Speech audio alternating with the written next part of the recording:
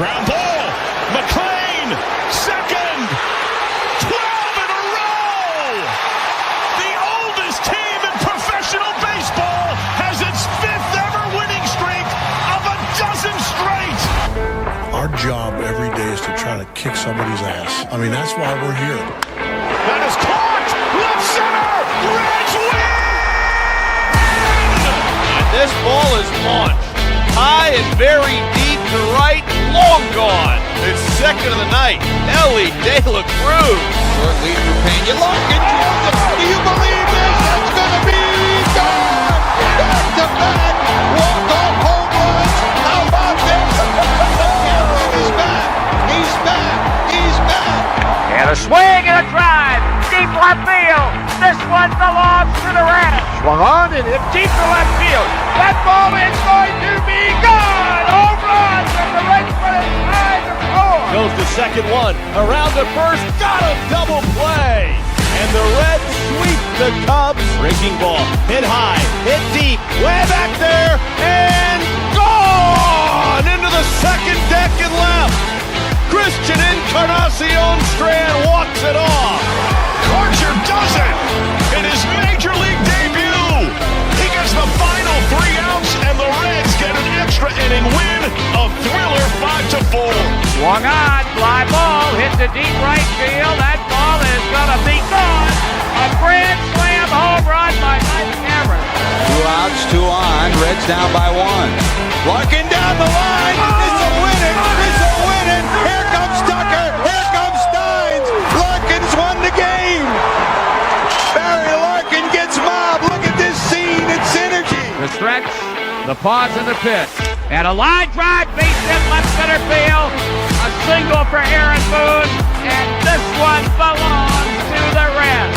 The Reds have won 8 in a row. Kobayashi with a long look, turns it loose, and Dunn hits it to deep right. It's all over. And this one belongs to the Reds. The Reds have won their 5th game in a row.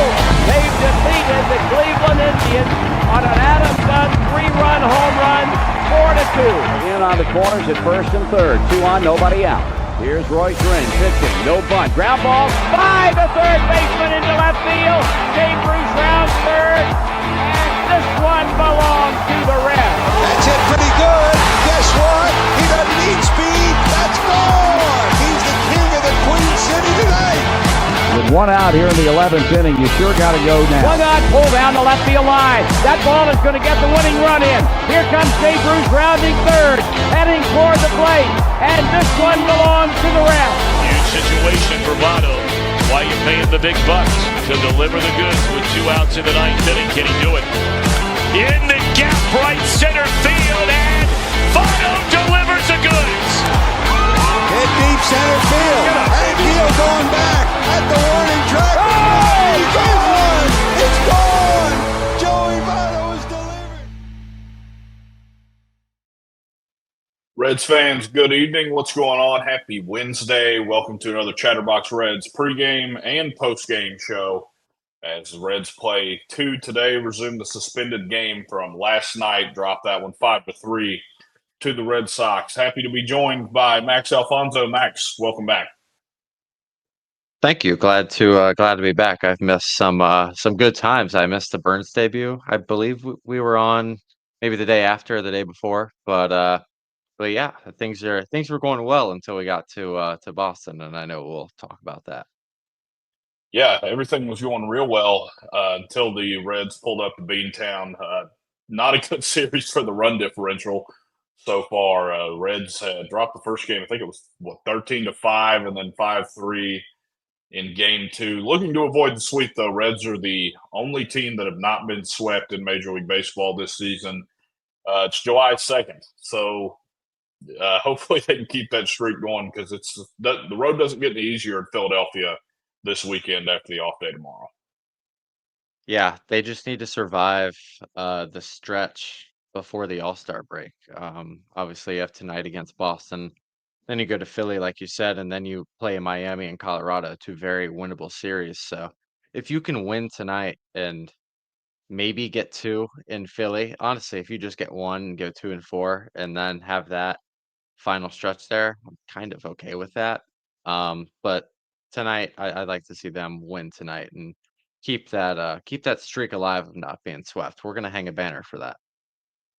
At this point, I'd like to hang a banner for anything. Division championship, go the whole year without being swept, season above 500, anything. I'll take it. The Reds have a good guy on the mound to not get swept. Hopefully, Nick Martinez can keep up whatever he's had in the tank as of late because he was just unhittable in his last start. He's on the mound for the Reds today. What did you see from Martinez against San Diego? Obviously, 8 no-hit innings, but was there anything that popped out to you that he was doing during that start or anything you saw?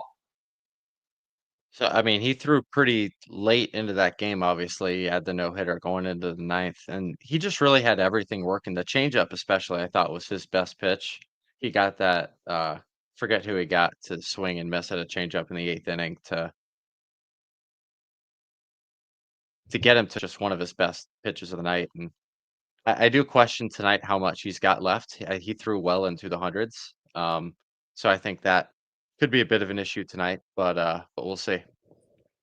Yeah, definitely could be tough, but if the Reds ever needed a gem out of Nick Martinez, you have to think it's this evening at Fenway. Bullpen's been taxed.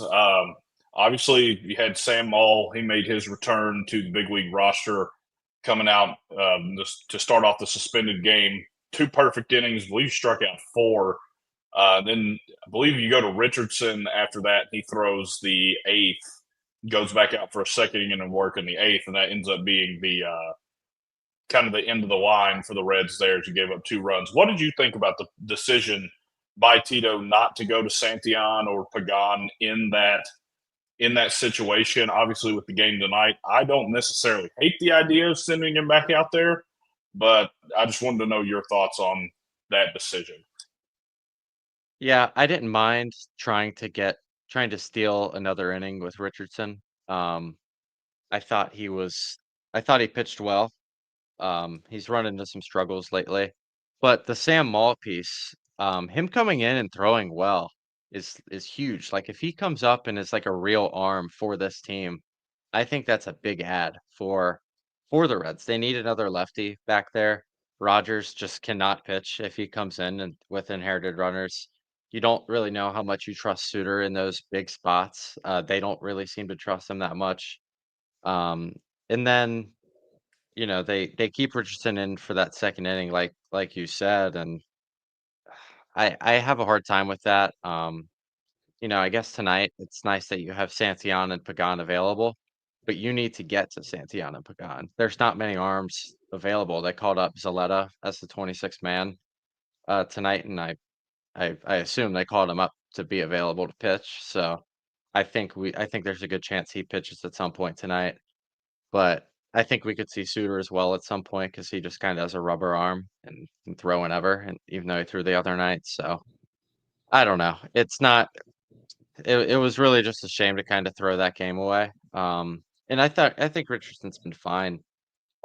He's had a few rough outings lately, but yeah, I think it just adds to the fact that they need more arms in the back of this bullpen because I don't think Richardson is a back end of the bullpen guy yet. We just tried that and it didn't work.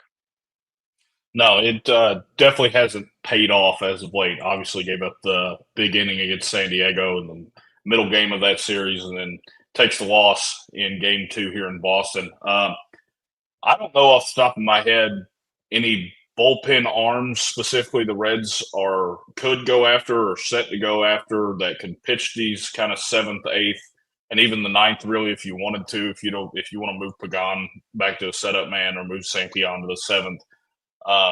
Do you have anybody in mind? Obviously, we're 29 days out from the trade deadline, but there's a lot of baseball left to be played. But do you have anybody in mind that you'd like to see the Reds go get? Aroldis Chapman. I watched him throw today, and I was like, this guy is unbelievable still. His numbers this year, he's blown 1 save, I believe. It was to a National League team, to a National League Central team. I think Sadak said. But I mean, it starts and ends the list with Aroldis Chapman. Like, I don't know if they would do it, and there's a lot of reasons that they wouldn't. But I think he's a clear one. There are other arms in the chat. They mentioned Chris Martin and Shelby Miller. from Texas and Arizona. I think those could be two guys.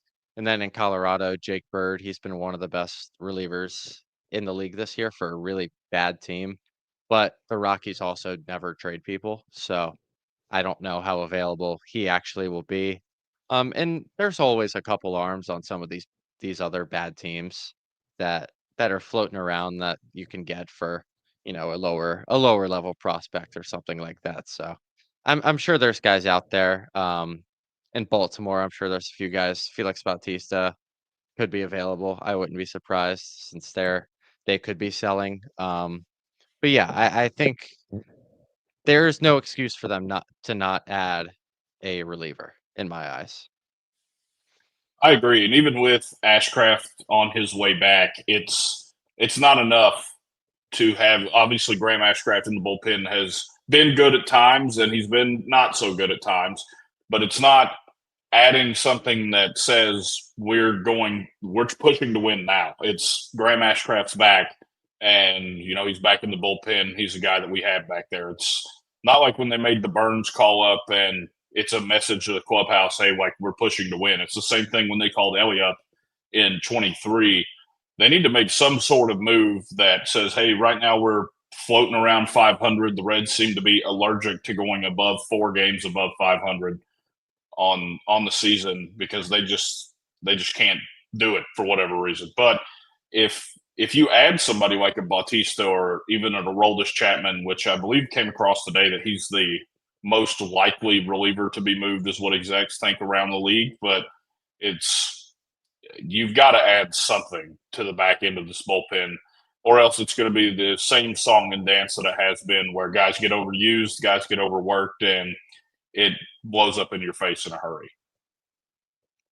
Yeah. I mean, like I said, there's no reason for them to not add, my opinion, at least 2 to 3 arms in the bullpen. I like Ashcraft, but they've thrown him in big spots and he's struggled a lot of the time in those big spots. Santillan, I think, has been awesome. I think Emilio Pagan could be an all-star. Ken Rosenthal for The Athletic had him in his all-star game projection earlier. I read like an hour ago, which that surprised me a little bit. But I mean, he has been very good. So there's just no excuse for them to not add an arm. I think that should be the top of their priorities, as well as bat. But they need some relievers. Definitely do. Well, hopefully Martinez against the team that he has not faced a lot of hitters from. The Red Sox only 1 for 6 against him lifetime. Jaron Duran, who lead off for Boston, is the only Red Sox who has a hit off of him. So it's a bit of an unfamiliar spot for Martinez in Fenway Park on a night where you need to deliver a gem for this Reds team. Especially, there's no Ellie De La Cruz in the field as we'll go ahead and move into the lineup. Friedel, McLean, and De La Cruz. McLean is playing short tonight. De La Cruz is the DH. Austin Hayes, Spencer Steer, and Tyler Stevenson behind the top 3, and then Lux, Hines, and Espinal to round out the lineup.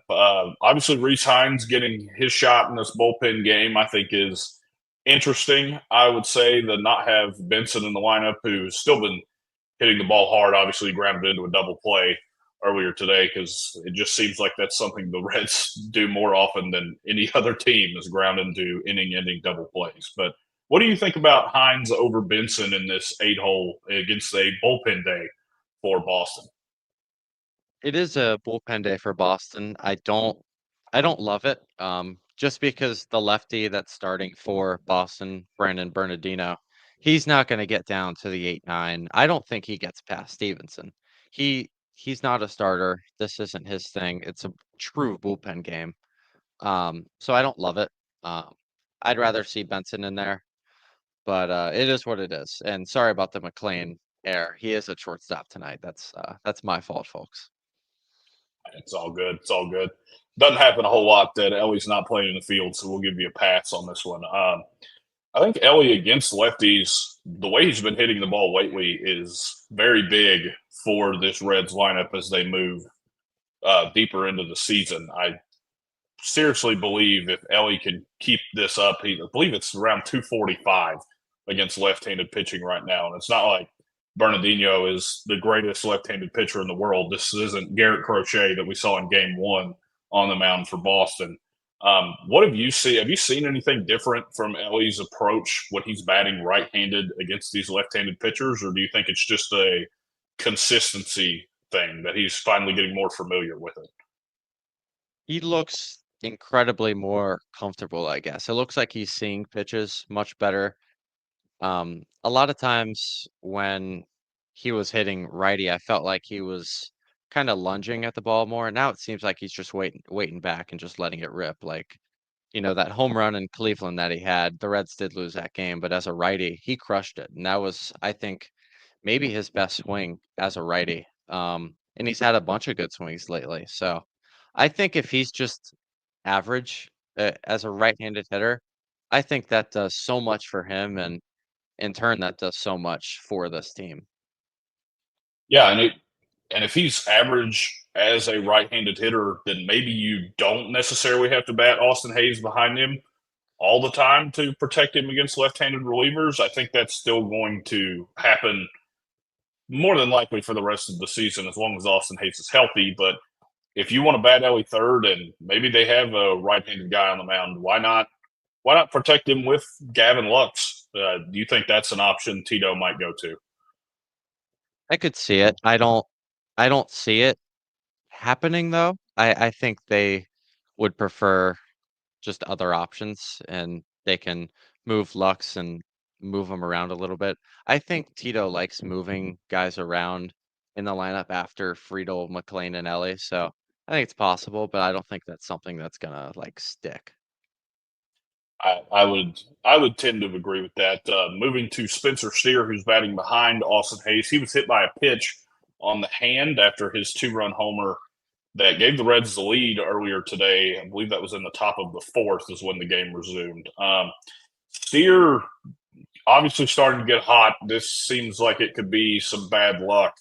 But him starting tonight, I believe, is encouraging for moving ahead into the future. I would hope so. At least we've seen these hand injuries, guys getting hit on the hand, come back to bite the Reds in the past. One that really comes to mind is Nick Castellanos in 21, coming out of the All-Star break when he got hit by Milwaukee, and then the wheels kind of fell off after that. What do you think is the mindset with no CES who fouled a ball off his foot and putting Steer in? Do you think that says more about the health of CES or the toughness of Spencer Steer? Put me in a tough spot there. I don't know. The thing with the foul ball off CS's foot, I haven't seen a report or anything on it. He did get removed from the game. I don't know if that was defense or what, because Espinal probably is a better defender at third. But I don't know what the report is on CES. It could just be a night off, but that feels weird considering they're facing a lefty. So I don't know. I'm happy Steer's in there. Steer's hitting it really well. Yeah, they just losing Steer right now would be such a blow to this team because of how well he's hitting. So I think it's encouraging that Steer is in the lineup tonight. Definitely agree. Looking at the Boston lineup tonight, you have Jaron Duran, Roman Anthony, I believe he's baseball's top prospect at the moment, the most updated list. Abraham Toro, Trevor Story, who has just killed the Reds through 2 games. Wilyer Abreu, Sedan Rafaela, Marcelo Meyer, another top prospect, Romy Gonzalez, and then Connor Wong in the 9 spot. Obviously, Roman Anthony, Jaron Duran, and Trevor Story are going to be guys you really look at in the lineup. Who do you think is the most important out for Nick Martinez tonight? I asked Ricky the same question when the Yankees were in town last week. Who do you think is just the most important out? Like, you have to have this out if you're Nick Martinez tonight. I think it just starts with the leadoff guy. I think it starts with Duran. If you can get that leadoff guy out, normally that does good things for Martinez. It seems like he kind of feeds off that energy. So if they do a good job tonight with Duran, who has a hit in his last 3 games, and is a popular trade target as well. A lot of Reds fans have mentioned that. But if you can get him, I think that's pretty important because there's no real bat in this lineup. There's no Raffy Devers, in this lineup. So I think it just starts with the top, with Duran. I'd say he's probably their most talented player I would tend to agree with that. that Of we've their current seen. big league guys. I guess maybe Roman Anthony, but he hasn't really, I guess, shown it yet.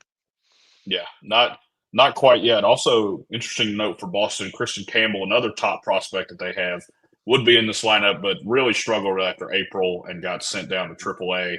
And speaking of AAA, Noelvi Marte, I believe, is set to play his second rehab game tonight in Louisville, and then hopefully we'll see him in Philadelphia on Friday. He's hit a grand slam, I believe that was yesterday in Louisville, either yesterday or the day before. Adding him to this lineup, and as much as I like Santiago Espinal's defense, his ability to hit left-handed pitching has not been what we thought it might be, in my opinion, since around mid-April. If Marte comes back up, that provides you some help at third base. You don't necessarily have to look at that, and especially if he's able to light the world on fire, it brings another element of this lineup. So that's something to keep in mind as we head towards the trade deadline. Bullpen usage for the Reds. Obviously, Santiago and Pagan are available. You mentioned Zueda. Do you think there's anybody else that we see, possibly Suter? But I feel like he pitched a lot on Monday. I think we could see Suter. Maybe Jabot as well. I think we could see one of those guys. Ideally, Martinez just goes 7 and we just go Santillan to Pagan and then get on a flight to Philadelphia. I have a question. What do you think is the move when they activate Marte? Do you think there's a chance that they DFA Espinal, or do you think it's Hines back to Louisville? I personally, when they activate Marte, think that there's a possibility they send CES back down. It's just Yeah. since the Arizona series, obviously he had the big bases clearing double against New York, but that he just hasn't been there. He's not providing a ton of pop. He's striking out a ton. Watched 2 fastballs go by earlier today. Yes, Valade is still up. Jacob K. Doyle in the chat says Valade still up. He is. You wonder about him because I feel like we haven't seen him at all outside of obviously the controversial play that cost Martinez the no-hitter on Friday. I feel like we haven't seen him at all. So maybe he gets sent down, but CES maybe he goes to the IL. Who knows with this foul ball off the foot, but it's really a toss-up for me. I don't think sending Reese Hines to AAA does him any favors. Maybe if you send CES to AAA and just tell him not to swing unless it's a fastball directly down the middle or a hanging breaking ball, maybe that helps. But who knows? So I don't think with how much Tito loves Espinal that he's going anywhere anytime soon. Yeah, admittedly, I completely forgot Ryan Valade existed. So sorry, Ryan. But you will probably be getting sent down on Friday, unless the steer or CES thing is significant. But yeah, and I would assume Connor Joe will be back soon as well. But I guess time will tell. Time will tell on that. Yeah, Connor Joe on the IL with hand, foot, and mouth disease, oddly enough. Not too sure about that one. Happy to have it spread around the clubhouse. That's the best that I can say about that. Before we get into the run around the NL Central and the weather we'll go ahead and do predictions now. Do you have any predictions for tonight? Because I would really like to see Reese Hines hit a ball over the Green Monster. I think that'd be so cool. I don't think it's ever going to happen, but I'm going to make it my prediction just to look right and feel cool if it does happen. Do you have anything off the top of your head? Just some Reese Hines disrespect there, saying you don't think it'll ever happen. I could see, you know what? I could see, Hines going deep, maybe a pinch hit Ryan Valade homer, but I think Ellie gets into one tonight. Pinch hit Ryan Valade homer. That's a first. That is 100%. If it happens, I'm gonna live off of that for the rest of my life. Yeah, that's I don't even know if they provide odds on that. That's how unlikely that is to happen. How unlikely. But, hey, it is in the mid-80s. It's a nice day in Boston. So who knows if Ryan Bello in the 14th inning of this game tonight has to come off the bench and pinch hit, and he hits a home run, Max Alfonso will be the hero. He will be the hero. Looking around the National League Central, the Pittsburgh Pirates, currently the hottest team in the division. Believe that's a sweep of the St. Louis Cardinals, which would do the Reds some favors had they won the past couple of days, but they have not. Cardinals shut out in all 3 games, 5-0 loss today. Brewers are in Queens. They will take on the New York Mets, and Cubs taking on the Guardians. Rematch of the 2016 World Series. So predictions tonight is Rhys Hines over the Green Monster and Ryan Bello with the season-saving pinch hit home run. That's all that I have. Max, any final thoughts as we head out here? Just that it's interesting that the Pirates are playing well. I don't know if it changes anything for them, but some interesting stuff going on in the Central. Cardinals haven't been playing well for a while. I noticed they got shut out yesterday and today, and I think you said they got shut out Monday too. So Cardinals are struggling. It's a real shame. And then, Brewers and Cubs, I don't think they're going anywhere. So I think the Reds need to win some games, and let's get within 4 or 5 before the All-Star break in first place in the Central. Yeah, get within 4 or 5. It's going to be tough to win in Philadelphia on the 4th of July, and you definitely don't want to get swept headed into that series there, facing 2 lefties, and I believe Zach Wheeler is in line to make a start against our beloved Cincinnati Reds this weekend. Final prediction for me, I think the Reds win this game 6-3. I'll give you Martinez is going 7. If he can get some soft contact early, I think that's going to be very, very big. Tyler Stevenson will be a huge piece of this lineup, as Sean Connor says in the chat. I want to thank everybody for watching. Reminder about the postgame show. Believe it's Trace and Nick tonight. Once again, hand up accountability. I forgot to look at that Google Doc to be sure to let you know who's going to be on tonight. But nonetheless, thank you all for watching. We will see you, I think we're on Monday and Wednesday next week. Monday and Wednesday. So thank you all. We'll see you next time. This has been another edition of the Chatterbox Reds pregame show.